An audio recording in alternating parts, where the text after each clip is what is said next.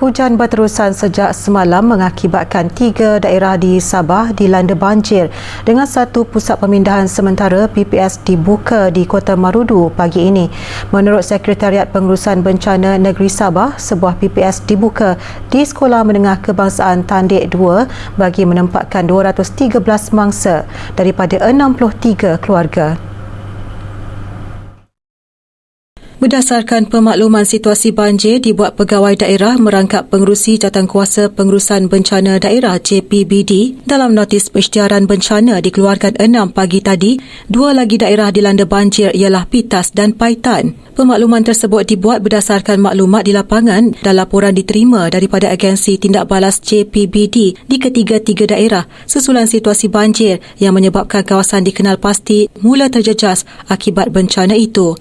Sementara itu, Pusat Gerakan Operasi Jabatan Bomba dan Penyelamat Malaysia Sabah memaklumkan banjir kilat telah berlaku di Taman Merpati Batu 7 Sandakan awal pagi tadi.